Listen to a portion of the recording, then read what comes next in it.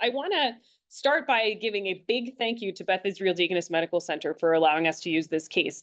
This case today that we're going to look at is a care case, and it shows the care process, but it's going to show a few times where it didn't go exactly as we would have wanted to.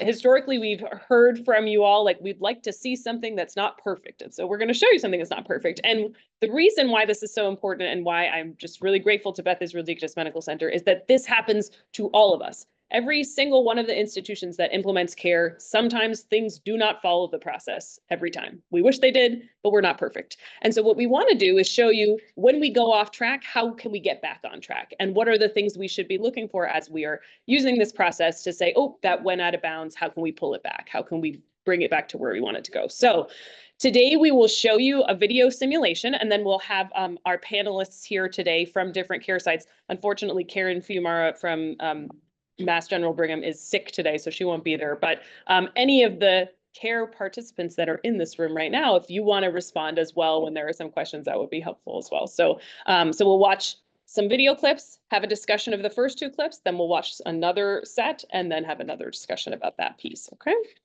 I'm going to read you the description of this case. Mr. Stanfield has bladder cancer. Part of his course of care requires him to get nephrostomy tubes changed every few months, and after his last tube change, he developed an infection and had to be admitted to the hospital. It was found during that admission that the cause of the infection was a cap erroneously inserted between the nephrostomy tube and the drainage tube system during the last tube exchange, which caused one kidney to be unable to drain for several days. Mr. Stanfield is aware of the cap as the cause of the infection because during the hospitalization, the attending doctor told him this information. A few weeks later, Mr. Stanfield is at an appointment to see his oncologist, who he sees regularly for his bladder cancer. And that is where we will meet them in this scene.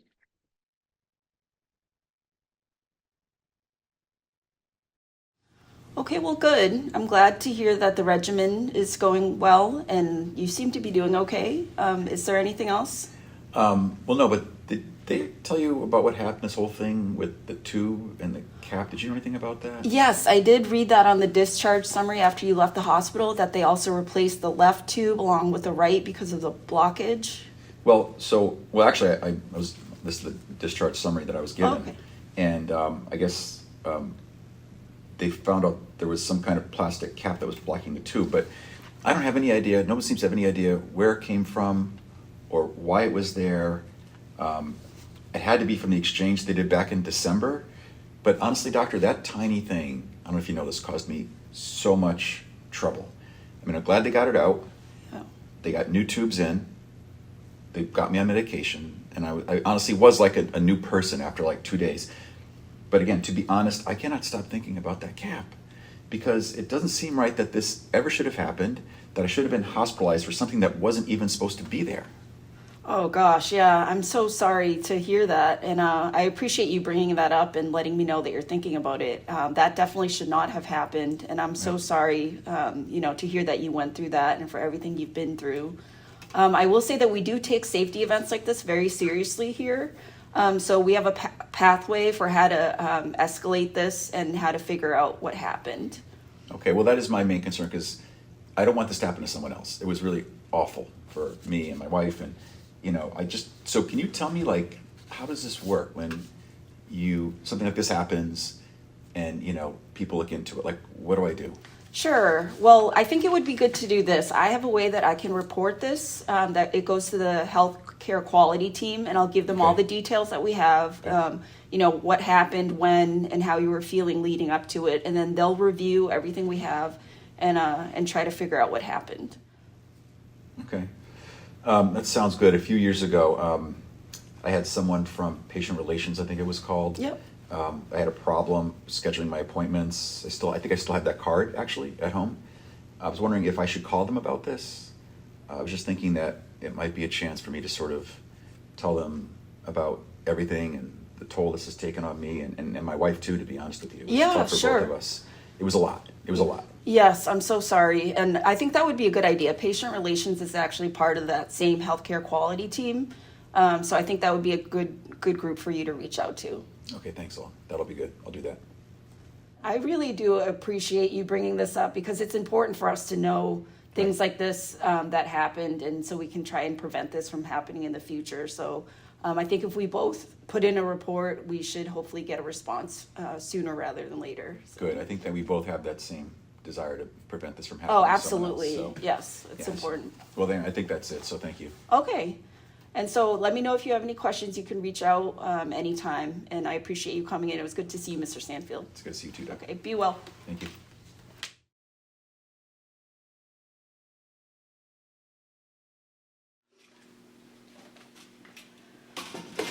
Okay, let's take a look. Stanfield.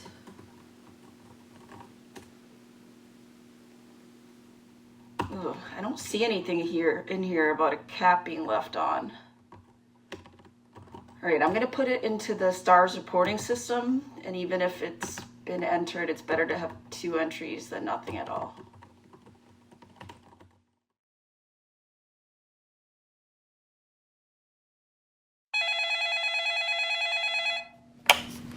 Hello, this is Catherine with Beth's Real Deaconess Patient Relations. How can I help you? Hi, Catherine. This is Ken Stanfield. Hello. I'm calling because something happened to me a few weeks ago at the hospital, and I'm not sure if it was ever actually reported to you. And it's really important to me that you know about it, in part because I don't want what happened to me to happen to someone else. Oh, I'm so sorry to hear that you had a bad experience. I would love to know about it. Please tell me more.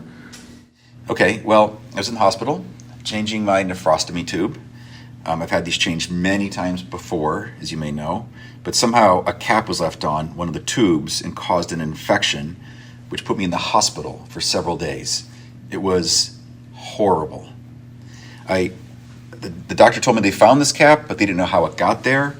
Can you please look into this for me? Of course. Wow, that really does sound horrible. I'm so sorry. Let me tell you a little bit about the process of how this works. We do really take all of these kinds of events very seriously, and we will review all of your records, and we have a team of doctors who are experts in the department where this event happened, and they will take a look at what happened and think about if there are any ways to prevent it from happening again, and answer any questions that you may have. That process takes a little while because we want to make sure we've been really thorough with that review. I would say a few weeks to a month. Does that sound okay to you? Is that the kind of process that you'd like to get started? Yeah, I guess so, sure. Okay, great. Well, we can certainly do that. As I said before, we really do take these things very seriously. So I will keep you apprised of the progress and how that review is going. But if you have any questions in the meantime, please feel free to call me again. My name is Catherine, so you can call this line and leave a message for me, and I can get back to you as soon as I can. Okay, all right, thank you. All right, thanks so much for calling, Mr. Stanfield. All right, bye. Goodbye. All right, well, so I wanted to introduce Carolyn Wheaton and Peter Smulowitz. Carolyn has been at BIDMC for 35 years, so congratulations to Carolyn. She is a nurse and is a senior patient safety coordinator there, and she has been with that team since the inception of using the communication apology and resolution program, so she is an expert. So thank you so much, Carolyn, for being here today. And then we have Peter Smulowitz, who is the Chief Medical Officer at Milford Regional Medical Center, and he has also been part of this process since the beginning, since the study in 2012. And so they have recently implemented there as well. So he is going to be on our panel commenting on what we just saw. So what we're going to do is we're going to discuss this, what you've just seen, and then we'll have some time for questions. If we don't get to your questions, there will be an FAQ panel at the end of this. So don't worry, we will get to some of those extras. But I wanted to start off talking about what you just saw and what do you feel like went really well in this scenario? Like what was ideal about some of the parts of the process that you saw? Go ahead, Carolyn, you can go first. The things that I noted were the fact that the providers for the patient at the time of the discovery, the patient did explain to him the mechanics of what had happened in that moment. So I found that helpful or of a note. And I also, something I thought about, it's a little bit unexpected for my thinking on this, and that is kind of the courage that the patient had to bring to bear to share it at the oncology visit. that makes me think that probably was a trusted patient-provider relationship. So the right place for that patient, but it also leaves me this morning thinking about, in the context of all we've heard already this morning, how many patients that then represents that wouldn't have, or in their own history, never would or hadn't shared a concerning event like that.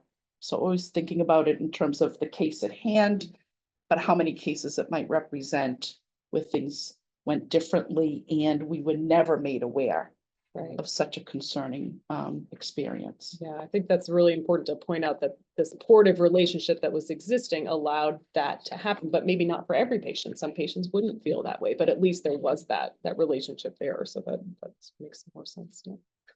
I guess the thing that I would comment on is, you guys, if this is truly how the oncologist responded, you must be doing something really well.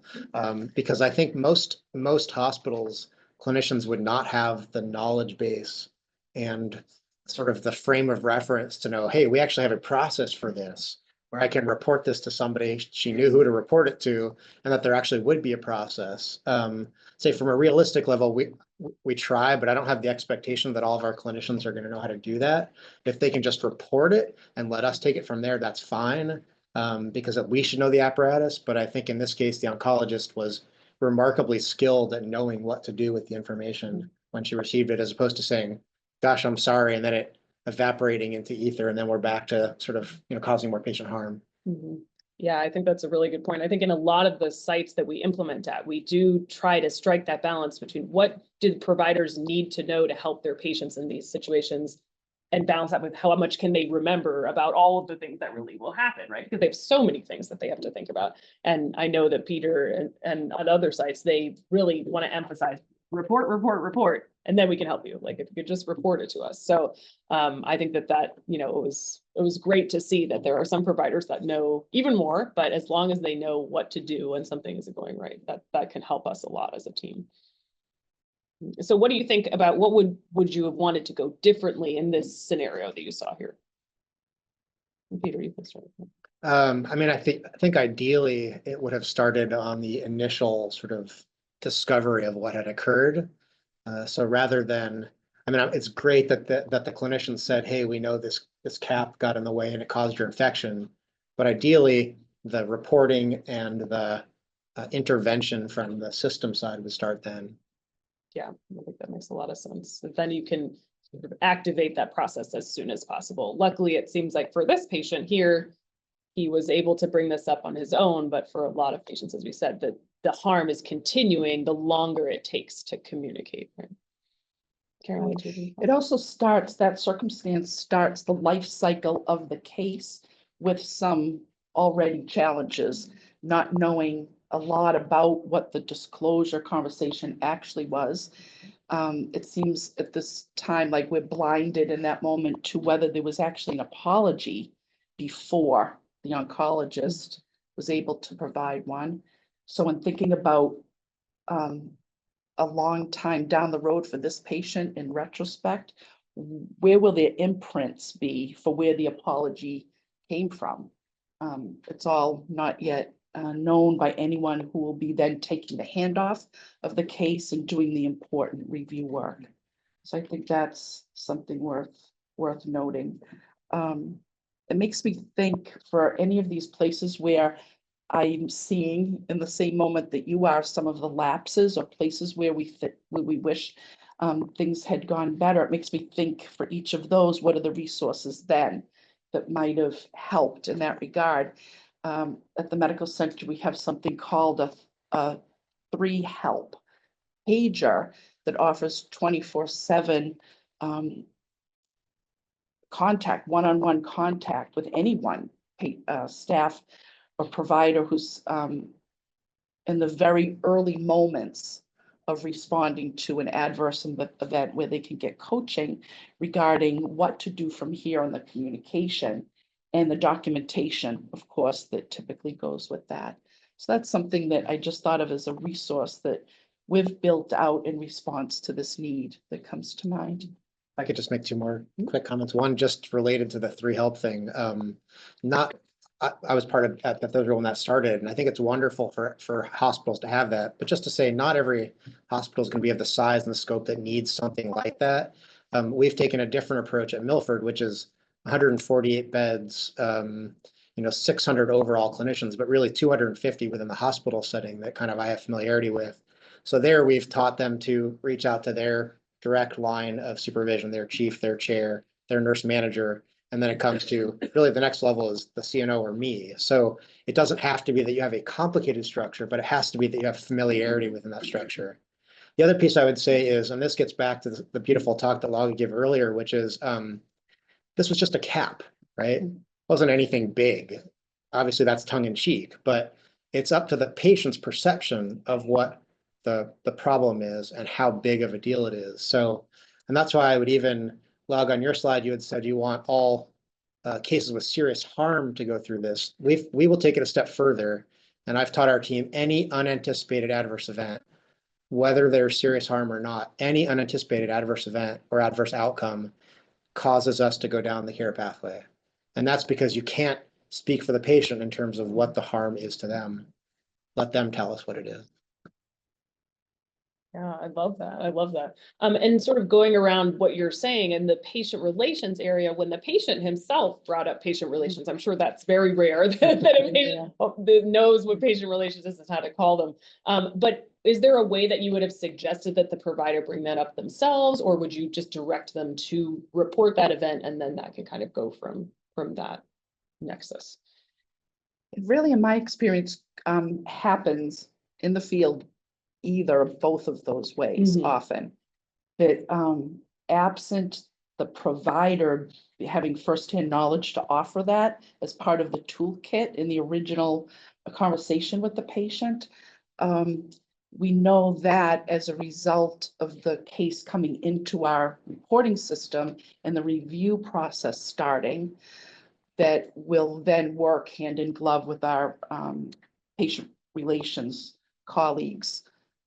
Typically, once the seriousness is recognized of the case and that we've started down the road of care, not yet knowing if it might be a care insurer case, of course, in those early hours and days of the review work, but that's where we're able to make that connection and have the important work of the patient relations team become the voice of the medical center, act as our liaison for the patient communication, and represent both the patient's needs and their viewpoint while we're conducting the review work along the way. Makes sense. And sort of along the same lines with patient relations, when they are describing the process of communication, apology, and resolution, would you recommend that they name it and sort of say, we have a care program, here's how it works? Or would you not recommend that? What do you do in practice? I think there's probably a variety of practices on this. Actually, if we had Karen sitting next to us, and by the way, if you haven't heard Karen speak, she's like amazingly passionate about this. So I know her organization, they strive to actually talk about it in explicit terms, and she got me thinking, well, is that how we should be doing it? We haven't yet necessarily done that. I'll frame that by saying at the conversation between our sort of patient relations person and the patient, we do talk about it in the same terms. We say we have this process where we will review your care, who's going to be involved in that, and we would like to meet with you and sit down with you and go over that after the review is done. So it's the same terminology, but it's not explicitly mentioning care. My feeling had been that the patients really understand what that fully means if you use that. And so when we know that we're going to be referring a case to the insurer, because we've established that before we meet with the patient and family, that's where we sort of bring it up is we kind of use the providers to talk about the care and whether the care was reasonable and what happened. And then after that, we sort of keep myself and our patient relations person and say, hey, we actually, based on the conversation, we know we could have done a lot better. We want to refer this to our insurer to look at it more. This is the process. And then we give them some information on that. But I could see it being done more preemptively as well. Carolyn. I think our process mirrors what you've just described, Peter, and I'd just say it brings to mind the idea that we try to to share amongst our own team and keeping ourselves motivated for this work, that really a way to think about it is every case is a CARES case.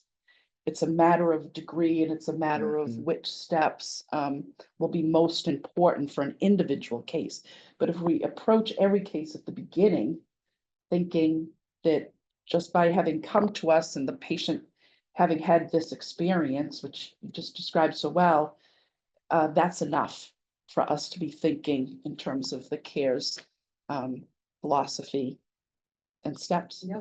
I think that's great. And then for those of you that want some materials around how to talk to patients, that's sort of what's in your packet and what we have online. But as you can see, there's a variety of different ways to communicate with the patient about what this process means for them. And so if you want to use any of those, we have those available as well. Oh, Paula, do you have a quick question? Yes, I have to be careful because it's such valuable work, and I have a tendency to raise the bar and see things that could be improved. I was thinking about it with Peter saying, it's also unanticipated outcomes, not just mistakes, and to have that view from the patient's perspective. That sometimes the care team says, "Oh, this was a possible complication," but if the patient didn't expect it, that means the conversation.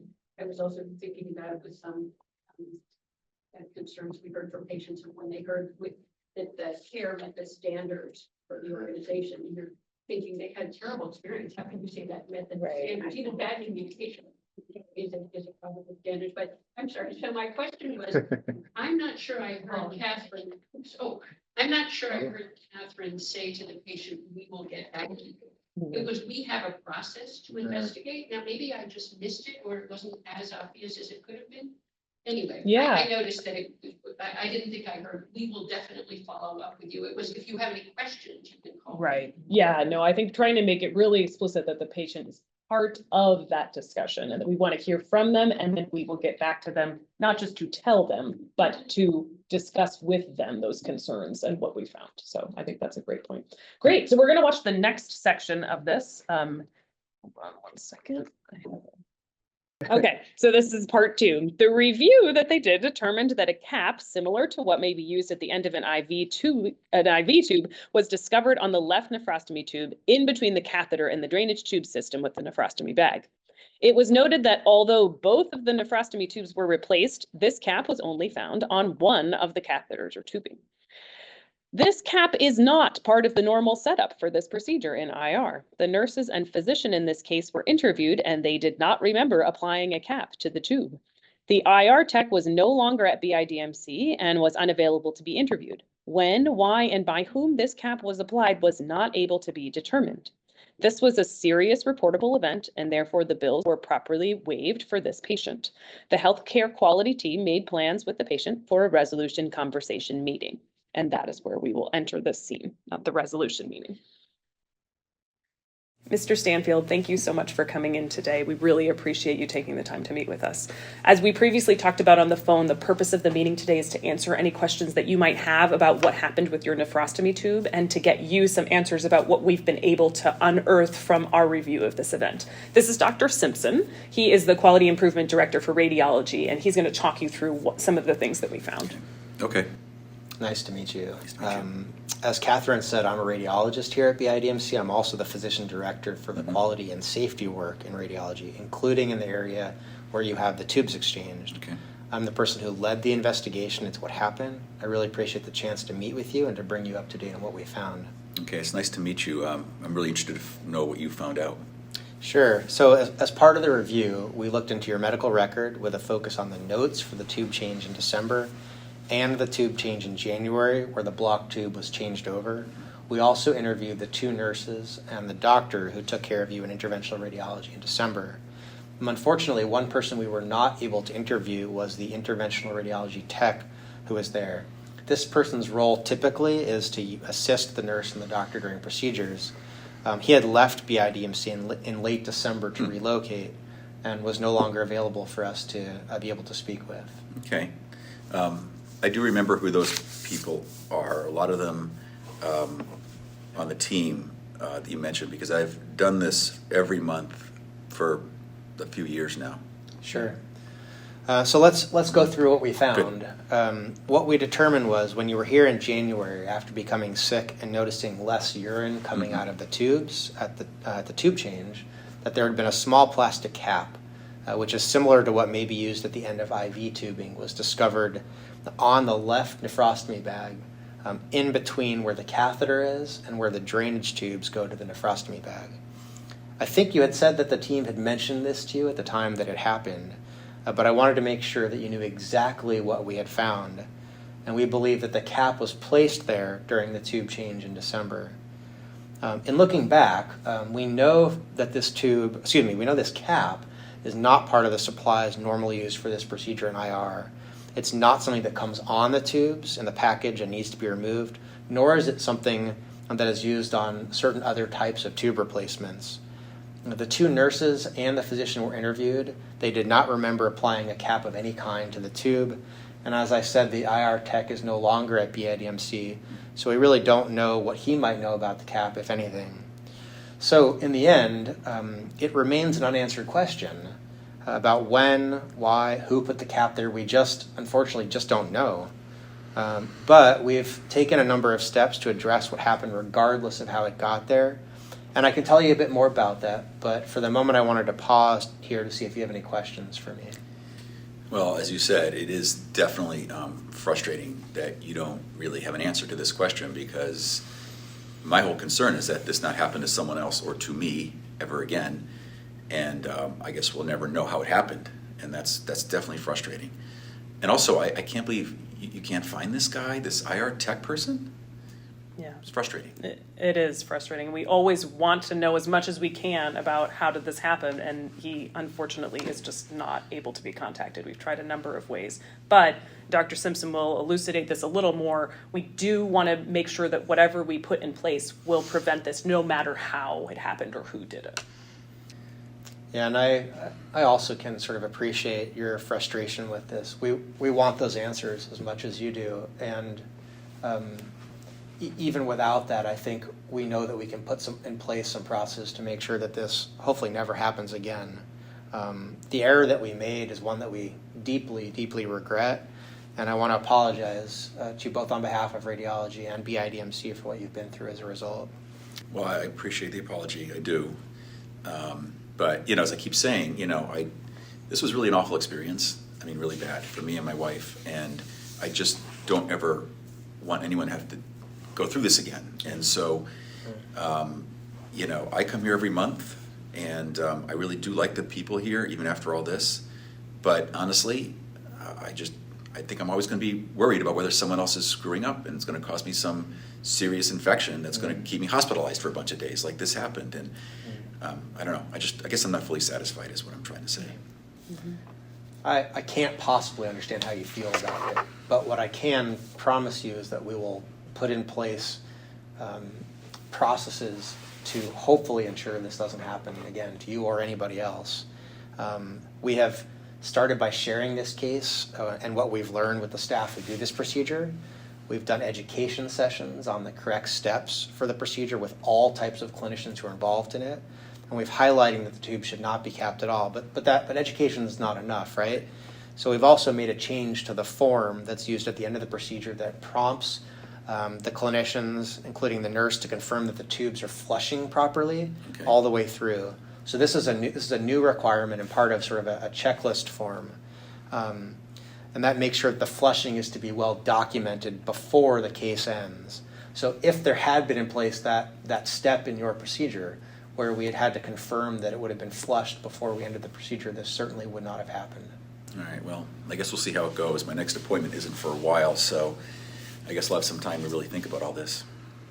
Yeah, and in the meantime, I wanted to make sure that you knew that all the bills were waived from that hospital stay resulting from this, as they should be. You might have seen this in the final report for the D.P.H. letter that was sent you, but we just want you to know that those are all taken care of. You should not have to pay for any of that care. Okay. I did see that, and thank you. I think they should be waived. Do you have any other questions for us today? Anything that's still bothering you, or anything else we could do for you? No, I think, Catherine, that's all good for now. Thank you. Okay. Well, I'll continue to be available for you if you think of anything in the future, and we can connect you again with Dr. Simpson if you need. But if there's anything else we can do, we are here and we want to support you. And we really, again, are so sorry that this happened. Thank you. And thank you, Mr. Stanfield. Hope you take care. Thank you.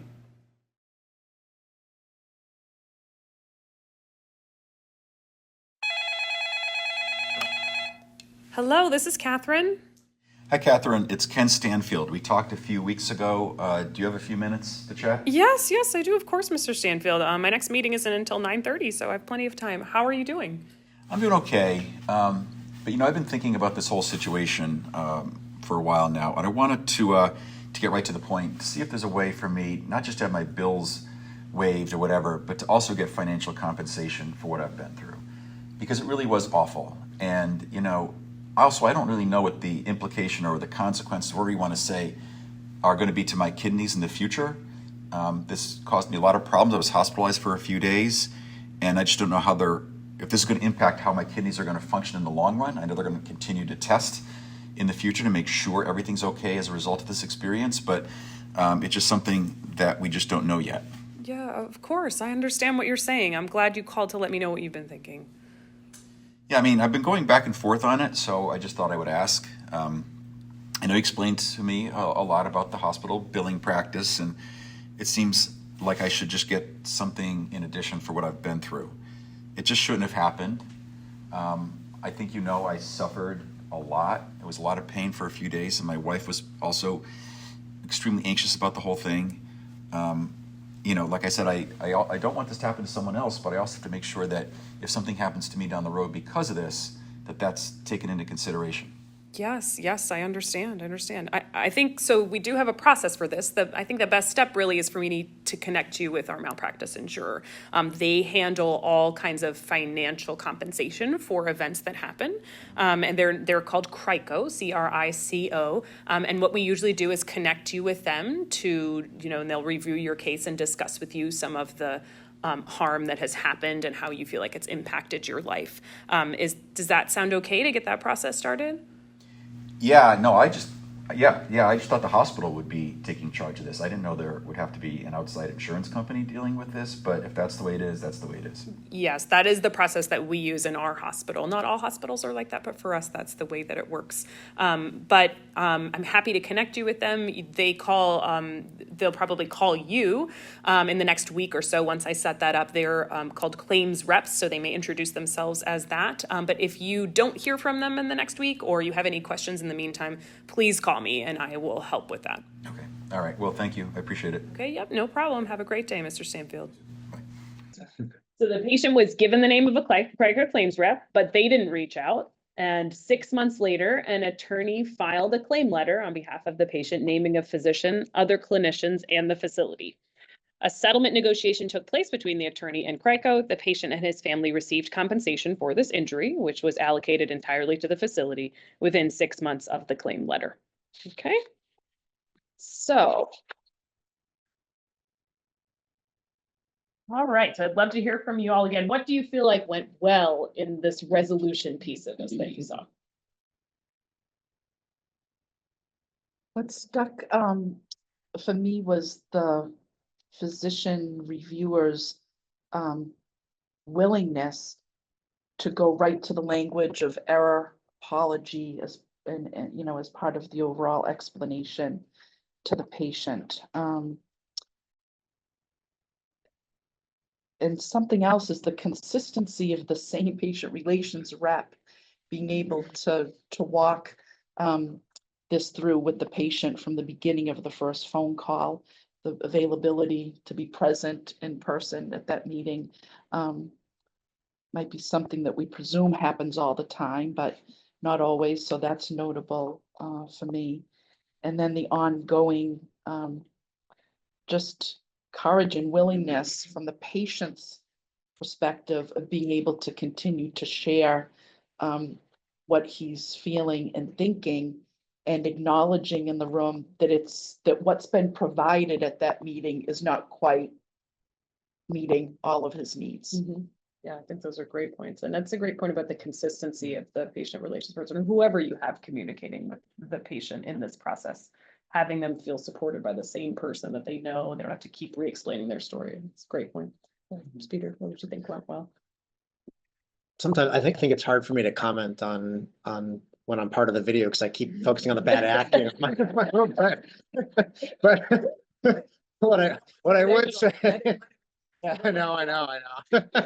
Um, but what I would just add on a little bit to what Carolyn said, because I think you picked up on what we try to do and what I think the facility did well here, which is there's no reason to mince words. If we made an error that we own, just own up to it. It's worse if you try to sort of beat around the bush. So providing an apology, I'm often careful to say the words, I can't possibly imagine how you feel. You never should say, I know how you feel, because you don't. So that's part of the wording. And then you're 100% right. If we owned it, we say it. Yeah, that's a great point. Well, so what do you think could have gone better or differently in this scenario that you just saw? That part I definitely could speak to. Go ahead, you can start, Peter. All right. It was very clear in this case that there was not reasonable care, and that's the language we use, not standard of care. But anyway, that was sort of Rick Boothman's language. But it was clear that the care was not reasonable. So at that meeting, it should have been, we're going to proceed to, we would like to have this reviewed by our insurer because we believe that we, made an error that was not reasonable, as we've discussed with you. And so at that meeting, we would say, we want you to sign the authorization because we need that to go to the insurer. If not, then we'll send it to them afterwards. But we want the insurer to review this. Whether you bring up compensation during that is still a hot topic.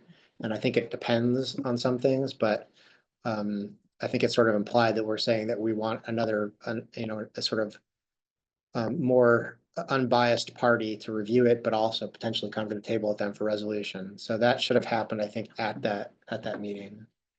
Yeah, I think that's a really important piece. This is what we would call a care insurer case, which requires ahead of time a discussion with your insurer if you're not a captive to say we are going to go and have this discussion and we're going to sort of proactively move them there. And you saw that the result of not doing that was different than what we had hoped. So go ahead, Carolyn. Right, I agree. I think that what is clear was missing in this simulation is that the end of the conversation was presented heavily as a wrap up. End of the conversation. We're done. Thanks for being here. And we, our hope would be in a case like this, that it would be very different, that this might be seen as just one more part of the ongoing conversation, because the reality is often the circumstance that you just described, Peter, is very doable, but we also have very complicated cases and patients who are at very different places in their experience and their ability to even hear and process all that they've just been told. So it's also possible that that day, in that moment, is not the right place to introduce the next step, but certainly to use language that signals that that there are steps yet to come. And the degree to which you use the CARES language or introducing the idea of the insurer being involved with that step is very case by case, I would say. But for sure, we know that the demonstration model here fell short in that way. I also just think it's notable that the patient throughout has talked about the relationship that he's established with these previously trusted providers over years, every month or a couple of months for years. And that's so significant. And we see that across our ambulatory experiences, especially with primary care relationships that can be years long, decades long, sometimes. And that's what we see, I think, sometimes the symptoms of the most crushing part of the loss to the patient, which is in the relationship.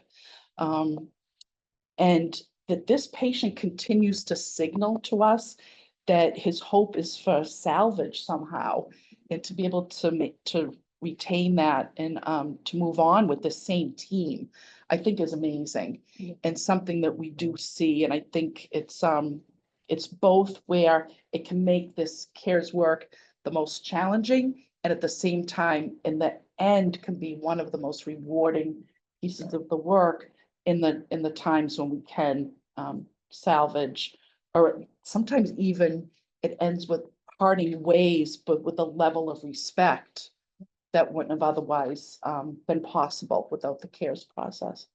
Yeah, exactly. Do you think this would have gone differently if the facility was proactive? Do you feel like, how would this maybe have gone differently, you think?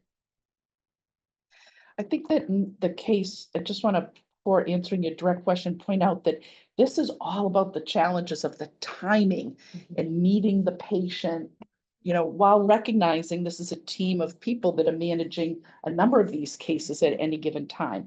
So the incredible challenge of meeting the individual patient for the individual case at the place that they are at that time, coordinating that all with the review work that's swiftly happening and circling all around. This case I know had a component at the time of this resolution meeting that still was working on the ultimate impact to the patient's kidney function. And that's a piece that that factored in. And so I think there's a good chance it could have gone differently in terms of more of a partnering approach and bringing it through the CARES insurer process. But again, I want to be honest and acknowledge that it's tough to gauge the timing of when a patient might take a turn or have a change in their own thinking. But yeah, lots of opportunity to do better. I think that's why it's an iterative process of communication, and why thankfully we've gone away from the word disclosure, because this isn't it's not a disclosure at all, but it's not a one-time disclosure at that. It's an iterative process of communication and staying in touch with the patient. And just to get back to your specific question, I actually think the outcome of this case probably would have been the same, but earlier. But I think that actually speaks to how this process is working well, which is presumably the patient engaged an attorney, the attorney filed a 60L, the 60L prompted the insurance company with their defense counsel to review the case and come to the table with a plaintiff's attorney through the care process though, right? That's still part of this process. It didn't go to suit. Well, I understand the terminology there. It didn't go all the way through the process of a lawsuit, such that it would have been 5 years on average from onset to resolution. It was settled within 6 months of them coming to the table. So I think that part was good. Jeff, you had something about that? Yeah, my 2 comments. One is that I think typically you might experience patients who are a little more emotional than the limitations of my acting skills were able to do.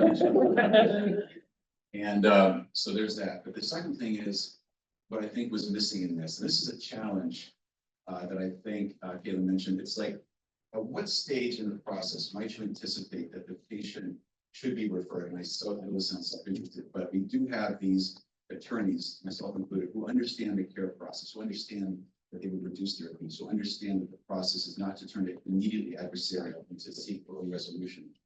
And I don't know if this is the exact scenario for that kind of case, but one in which the result is much more tragic, like, so I would say long-term and possibly permanent. I think the challenge is, at what point do you have that conversation? And does it happen before the patient says, I think I need to seek an attorney, or does it happen after the patient says that? But in either context, under this scenario, it didn't happen. And I just wonder what your comments are on that and what your approach is in terms of when is it proper and when is it not necessary? I will tell you, Jeff, that we're still trying to figure that out and feel that out. But if an attorney had come to the meeting with the patient, I would have been over the moon thrilled about that. I know that sounds crazy, but when the attorneys are there, you're having the same conversation. It's not changing the conversation. You're still giving the right information, but they sometimes can process the information differently than the patients are, can help the patients to process it. And therefore we're moving to resolution more quickly anyway. So I don't think we should, I guess my way of answering it is I don't think we should fear when the attorneys are engaged at that stage. Yeah, and Carolyn, did you want to add anything? Okay. Well, I was gonna sort of add on that. Yes, like in this scenario, part of what our practice as care best practices would be to inform the patient of or encourage them to have an attorney if you know that they're going to be compensated or that they likely should be compensated. I think in this scenario, because that wasn't identified as being in that bucket, it sort of got left off. But I think that's really important for you to bring that up. And I want to sort of piggyback on that, and then we can open it up to questions. Just to say that I think this also brings up some issues of equity. Like, this patient clearly is very knowledgeable about sort of how the healthcare system works, but also how the legal system works and what impact it's had on his life and how that's actually probably compensable. That is not the same for many, many patients. And that is part of the reason why being proactive in situations like this is so important. So I don't know if you have anything to add, sort of your thoughts about equitable distribution of this kind of process, but that's an important piece of it as well. You said it well. Great. Okay, great. Well, so let's open this up. Let's start with one question online while we get the microphone set up in this room for. Great. So I think this question has to do with the patient's real desire to make sure this isn't going to happen again, and it was addressed. But the question is, how does this care process demonstrate that there was a change in the management of the tube and that it was actually an effective intervention? It's a really good point. You want to start with that one? Yeah, I think this is actually one of the biggest challenges for any organization is, like, there's the flavor of the moment, right? There's safety issue of the day. How do you both close the loop on those in an effective way, but also make it sustainable? I don't think any organization has actually totally figured that out. But I think that's the key, is it needs to be hardwired into the quality and safety apparatus, is taking these lessons learned, keeping track of them, and keeping track of the action items so that they get done and that they become sustainable. We're working on a way of doing that, but we're still early on in that. And I agree, and I would just add that a way of thinking about that a little bit differently too is to whatever aspect of that exact work for the consistency and the sustainability of a positive change. We've had cases where we've found that's an amazing tool in and of itself to use as a support mechanism for the team that was originally involved with the error. That's very knowable and showable, and I think can be used in a really great way to demonstrate to the team that, you know, ends this process feeling still really terribly about what's happened to the patient. So to think of it that way, it's both important and necessary and what we want to do to make care better, but we have this amazing opportunity to leverage it as part of the support package for all involved. And the other thing would just be that we found ways in many cases like this one to also weave it into the patient's future care experience. This is a patient that was still looking forward to continuing to come to the same team. He talks about the next appointment being very soon, and having our local care team be empowered to be able to share the very nuts and bolts of the improvement in the future care with the patient, narrate it, talk about it, be willing to speak to it, usually takes them having been given permission to do that because it's so untraditional, but I think it can be really helpful for everyone, first and foremost, the patient and their future care. Yeah, I think that's a great point. And sort of to add to that, something that we've been thinking a lot about is how do we measure the effectiveness and leverage of this, measure the effectiveness of this for patients? How do they feel about this process, and is it working for them? Mm-hmm. How often do we reach out to them to say, you know, it's been a year since your event. How do you feel? It's been a year since your event. Here's what we've seen in terms of improvement. I know that's a capacity issue, is like how can we get all of that done? But I do think that there is something for us to think about in terms of how do we continue to help that patient feel like their experience made a difference and that that is continuing to happen. And so I think that's something we are starting to work on, and hopefully can make some advancements in. So. Hi, my name is Jennifer Powell. I'm a PCP as part of Tufts Medicine. I had a question. I have a feeling some of my colleagues or staff would ask in this case scenario, who should have been responsible to report? And I would say from the message, our risk management team shares with everyone is that everyone should report. It's like you can't assume that maybe the hospitalist who shared that message of the error reported it. But I was just curious if you would agree with that, or do other systems do something different too? Would absolutely agree. And you know, the messaging that we attach to this over and over is over-reporting is not a concern. Right. The oncologist, I thought, did a good job of touching on that as she looked to check to see and said, even if my report ends up being a duplicate, I know that's okay. I suspect that, you know, her ability just signals to me in that moment that she probably has had some experience with, either in her own practice, a care event that she was a part of all this, but or from education that we try to provide routinely. Yeah, so that's absolutely, there'd be no reason in my mind not to have that be the messaging. It only helps, and a duplicate report sometimes even just provides a different perspective, all the better for the case. So, but to answer the original part of your question, yes, for sure. The moment that the unexpected event was detected would be the time that we would hope that the reporting would happen. Yeah, and I think also when facilities are doing their event reviews, sometimes they identify the lapse of the initial disclosure as something that needs to be improved. So I think we're seeing that more and more is what do we go back and correct in this area as well, so that doesn't happen again. And a lot of times that is education and other awareness of resources, but I think it's important to flag that as the improvement as well. So great point. Another one, go ahead, Jack. I think a lot of this is related to sustainability. BI was one of the first institutions and was one of our research sites back in 2012. And you did a great job as far as having a tag behind everyone's name tag so they could call 24/7 and find out what to do and how to do a disclosure.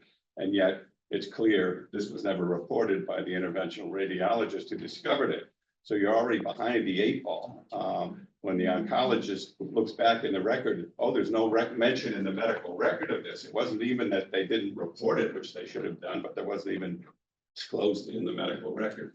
So it just points out re-education, and still multiple things in the process fell through the cracks. The initial report, but also why didn't the CRICO representative get back to the patient if that was what was promised within a week? And why wasn't there suggestion of having an attorney, please have an attorney consult on this so that we can go through a resolution process? So there wasn't many of the steps which have been in place since 2012 still didn't work optimally. So the patient fell through the cracks. So it's re-education, it's sustainability, it's making sure you have the checklist, and each one of these things is being teed up, and doing it in every single case. So it's not a haphazard process, but a very consistent process. So I would add done something. an extraordinary job. Obviously, they're at the forefront, and yet it's not perfect. I would add something to what you're saying, Alan. And by the way, thank you, Alan, for all the hard work you've done on this for decades. Wouldn't be here without you. You talked about education. I actually think we have to reframe how we think about this, because I think no matter how much we educate clinicians, like they've got so many things to think about that we're not going to get 100% reporting. So we're really early on in this journey, but my vision for our quality team is that we actually send the quality team to the front lines and spend more time on the front lines, being more proactive, talking to clinicians, identifying things, because it's those hallway conversations, those bedside conversations, those conversations next to the computer that say, hey, have you seen anything in the last week or so? What are the things you think about it that are the safety issues? That's how we actually move the needle on this and change the paradigm of how we've actually practiced this for decades and decades. That's a great point. Another thought I have on the deficits that exist in terms of knowledge and experience on this is, it goes without saying that the very nature of these cases is they bring a confidentiality, a protection, support, and protection around the conversations. So that results in a lot of these difficult conversations not being well modeled. They're happening, they're being done really well in so many cases, but that's not something that our trainees, for example, are gonna hear like they would learn a skills check or hear a common modeling for delivering a difficult diagnosis to a patient. That'd be readily modeled and available to them. But on this work, not so much. So that's where we try to lean into the resources of the center, and the scripting that's available there is amazing. And so I find in my own work, telephone conversation leading into this, or reassuring someone that they did, that they're about to do a great job in this very tough approach to the patient experience, is constantly reminding myself that there's value in having the sentence start with, it might sound something like this. These are providers we have so much respect for in terms of their experience and their skill on all aspects of their clinical care, but it's recognizing that these really limited interactions might not be something they've ever heard once in their career. So that's where I find, again, the resources that are framed as scripting so helpful. The relief that you hear on the other side of the phone when you can provide some of the wording, of course, they'll bring their own wording to the case when the moment comes, but just to hear how it might sound, I think is important for us to remember as the people that are supporting the folks directly involved with the case. So thanks for asking about that. I might just add one more piece to that, because I think you're right about the coaching part that comes in. And that's why we sort of have, I think most organizations do it this way, but we have sort of 2 points in time. There's the initial communication, which is really just about, and we try to teach this. I'm really sorry that this happened. I can't imagine how this must feel to you. We're going to review this and get back to you, and we will continue to care for you. And that's all we ask people to say. But then there's the follow-up conversation, and we always have, so this gives an opportunity to engage the clinicians, right? You want to make sure your frontline clinicians that are involved in these cases are engaged in that. But we always have a pre-meeting before we meet with the family. So that's a part for us to make sure that we're all on the same page, and that we provide some additional coaching for what they're going to say and how they're going to say it. Not that, again, we're not trying to control the message, but we're trying to help them to understand what they need to say during that.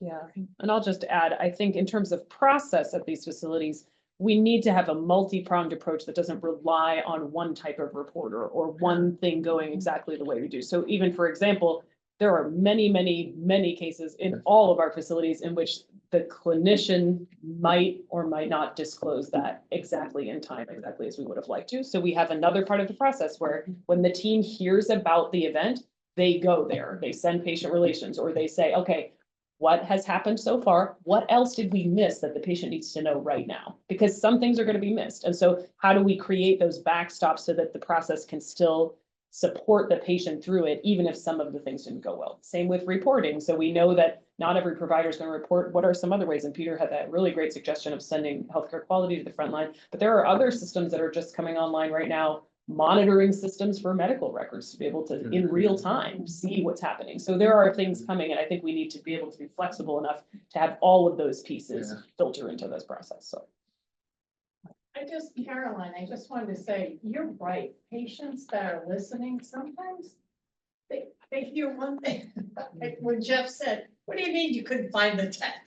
I'm laughing and thinking, I could imagine him just going down that road and not hearing the rest of the conversation. And I know with resources being tight, like, how do you manage that? Like we often say in peer support conversations, is like, you don't give them a choice.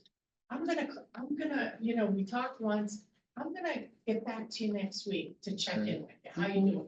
But how do we say that? I mean, I once said to a CMO, listen, if a patient gets readmitted and comes in through the emergency room, shouldn't that For your like patient family relations to come in, he goes, to be honest with you, Linda, it's too many times. So we don't have the resources. So what would you recommend? For, For the patient who might not get it, like, how do you check back in? Like, we've given you a lot of information.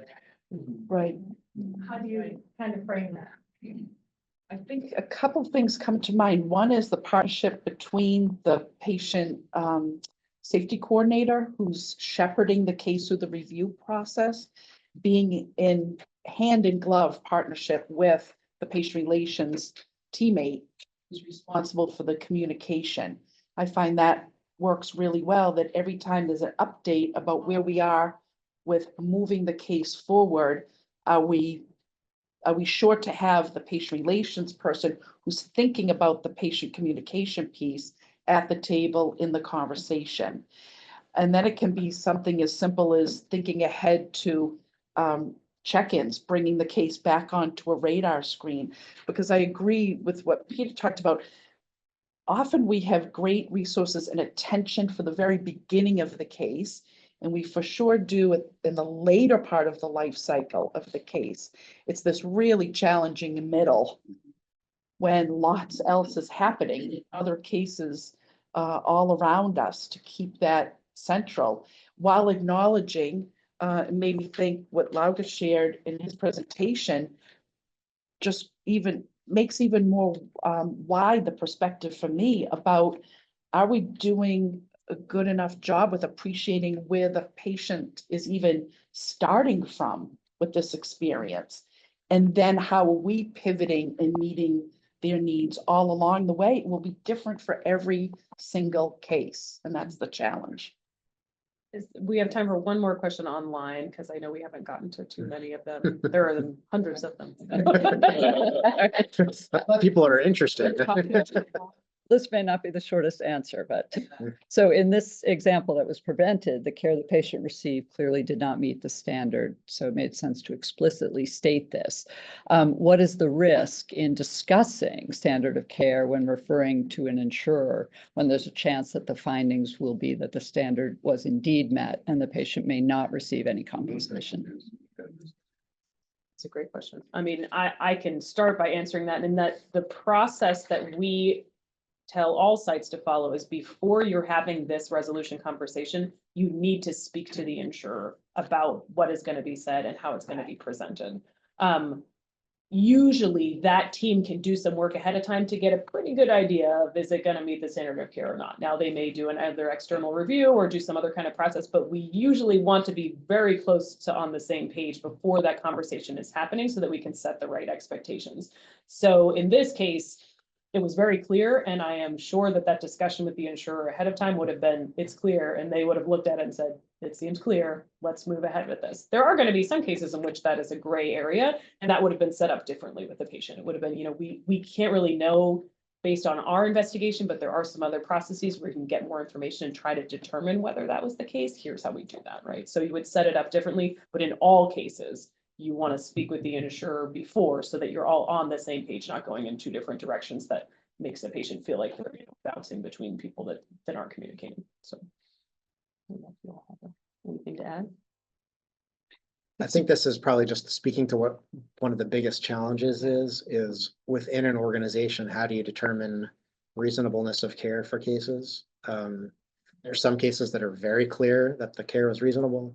For some cases, it's very clear the care was not reasonable, but what do you do for the gray area cases? And that's the tougher ones. I can't say that we've figured this out perfectly, but I think that actually speaks to the beauty of this process, because before we were putting ourselves in a position where we're sitting down with patients and families, we actually weren't forced to look as deeply into the case in terms of care we provided. Now we have to make sure, before we sit down with the patient and family, that every I is dotted, every T is crossed, that we fully have vetted the case, understand it from all elements. So I think we're doing a better job of that. For cases that there's a gray area and we're not sure, we sort of explicitly go over that with the patient, and we say, look, there are areas here where we could have improved. There's areas here we did really well.